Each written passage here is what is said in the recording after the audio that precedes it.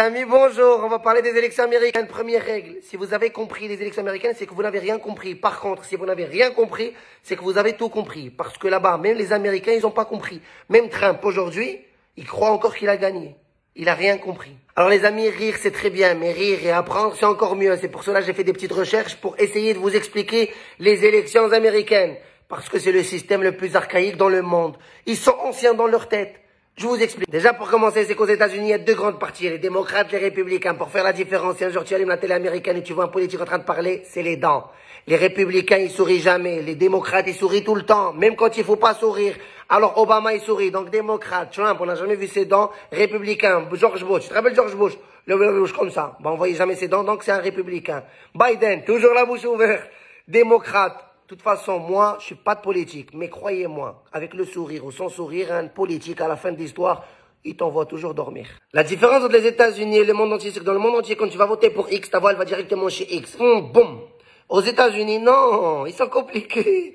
Ils ont un collège électoral avec des grands électeurs. Dans chaque État, il y a un nombre défini de grands électeurs. Par exemple, en Californie, on a 55, à New York 29, Floride 29, le Texas 38. Bref, je vous explique. Si on invente un État, je vous donne par exemple, l'État s'appelle Amen. Genre ça fait Amen en anglais. Dans cet État-là, il y a 50 habitants. Et il y a 4 grands électeurs. La moitié de 50, c'est 25. Si on a 26 qui votent pour X, ça veut dire plus de la moitié, 51%, les 4 grands électeurs votent pour X. Ça veut dire que le X gagne cet État-là. T'as compris? Voilà. On appelle ça le winner take all. Le gagnant prend tout. Tu votes jamais directement, tu passes toujours par quelqu'un.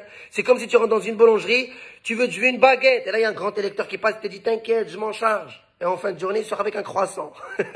Maintenant que vous avez compris le système des grands électeurs, et je suis fier de vous, il faut savoir qu'en totalité, dans tous les États américains, il y a 538 grands électeurs. Si on fait 538 divisé par 2, ça fait 269. Donc le premier qui a 270, il gagne.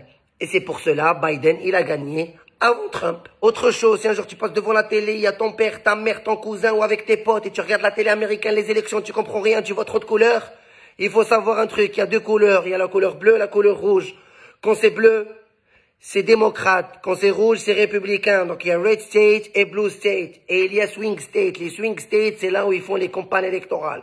Parce qu'ils se disent, on va aller là-bas pour faire les campagnes, pour faire gagner, parce que ça peut changer. Il y a des États où les présidents, ils visitent même pas. Pourquoi? Parce qu'ils savent déjà que c'est républicain, ou ils savent déjà que c'est démocrate. Alors ils visitent les autres. Voilà. Et je sais que parmi vous, il y en a un qui s'est dit, attends, et s'il n'y a pas les 270 votes, comment ça se passe? T'inquiète pas. Ça se passe aux États-Unis. Il y a la Chambre des représentants. C'est eux qui décident qui est le premier président. Donc toi, tu vas dormir. Le système des grands électeurs rend service à certains. Hillary Clinton, en 2016, elle avait plus de voix que Donald Trump, d'une différence de 2,9 millions d'habitants, de personnes, de votes.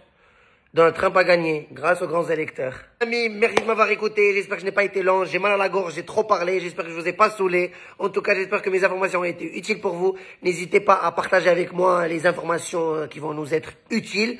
En tout cas, si un jour vous voulez devenir président aux États-Unis, c'est très simple. Il faut avoir minimum 35 ans, être né aux States et résider là-bas minimum 14 ans. Bonne chance. Allez, ciao.